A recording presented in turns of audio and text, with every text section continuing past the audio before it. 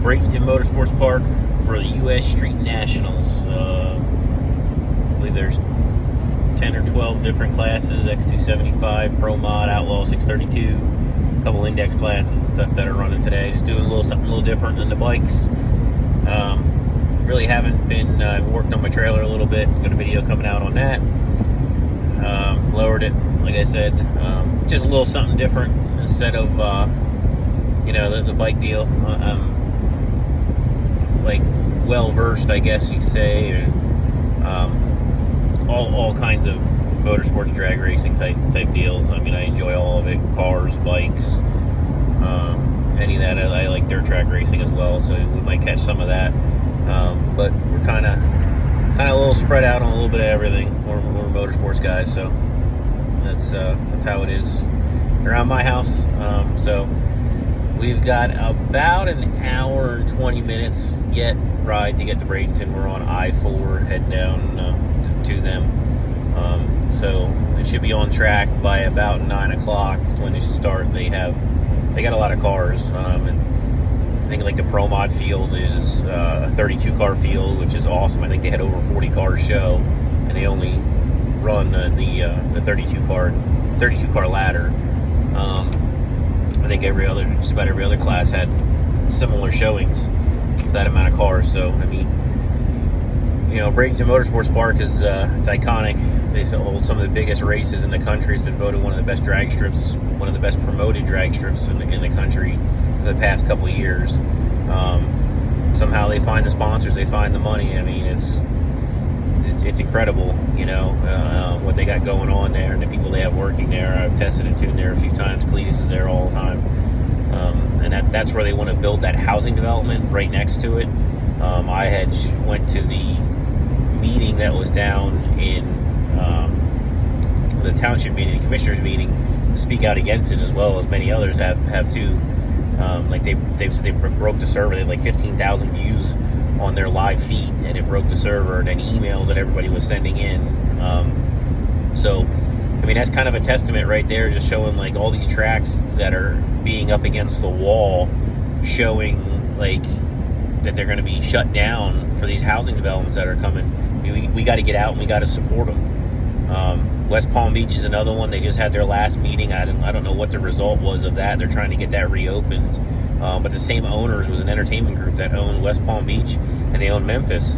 And they did the same thing to both. Both tracks were very profitable. Both tracks held their own, held great events. I mean, No Prep Kings was the very last event that was at West Palm Beach, and that event alone budgeted them enough to run for the entire year. So you got to support, and all these guys just say, oh, it's done, it's over, it's this or it's that. Went to that Bradenton meeting, and they presented their deal. Like, the builder presented what he wanted to do, and the commissioners listened to him, and the commissioners respected the fact of everybody that was there, and they gave everybody. We were there for hours of people kind of giving their thoughts on it, and some people just stood up and just said, hey, I oppose it. They didn't have to give a good reason why they oppose it, and they didn't have to explain themselves. I mean, some people never spoke in front of me. I never spoke in front of a group like that. I was nervous. Other people were nervous, but I mean, that shouldn't be nothing to hold you back from, if you believe in the track and what you do and in the sport.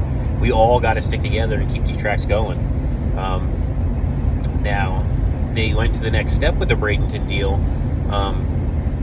and they came back with an amended plan of, now they're talking about like a racers village and all that kind of stuff. And I mean, my explanation to them when I stood up and spoke in front of them was, their campaign promises were to stop problems before they ever even started. And me to them is that this is a big problem, and they have the ability to stop it beforehand, before it gets out of control. And I know everybody's saying, it doesn't matter once the homeowners start crying this or that.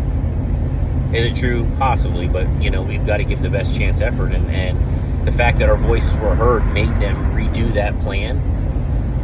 So now they want to put a racers village in next to the track, and they're going to put a higher wall in. I mean, truth be told, is none of that's really going to matter with that noise that comes from these cars, and they don't understand that, like, Bradenton Motorsports Park and Freedom Factory are a 7-day-a-week business.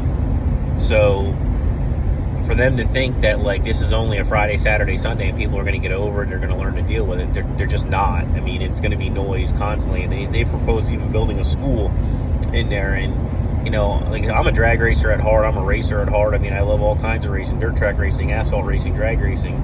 You know, and as much as I sit there and say, oh, it'd be awesome to live right next to the racetrack and have the ability to be there, let's be realistic here. If you got to go to work at 5 o'clock in the morning, at 11 o'clock at night, you sure as heck don't want to hear that track running. I don't care who you are. That's going to mess with your sleep. And think about that when your kids are in school, you know, and they want to build a school next to by Bradenton, by the Motorsports Park.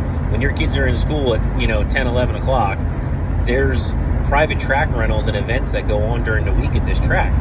So they're going to be hearing that noise during that whole time. And, you know, their best case scenario would have been just to not build next to it. But, I mean, they're going to try and make the effort. You know, they've put wording in everything that from the first deed owner of the home till when they're resold, it's all going to be established, as they say, as a racetrack.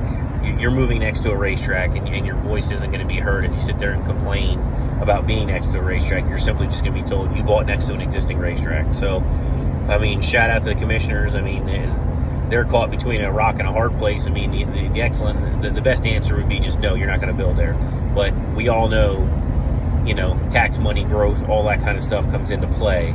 So, I mean, that was all taken into consideration. I'm sure they didn't speak about that, but I'm sure that was some of the problem.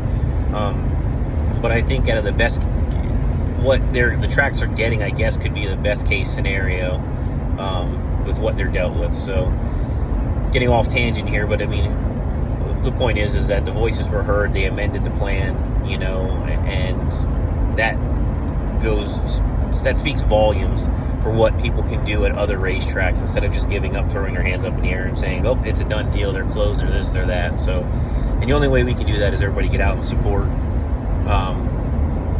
your local racetrack, support your local organization, get kids involved. But we'll put this thing down now. We kind of ranted for a little bit, but we're on our drive to Bradenton Motorsports Park, and we'll see when we get there.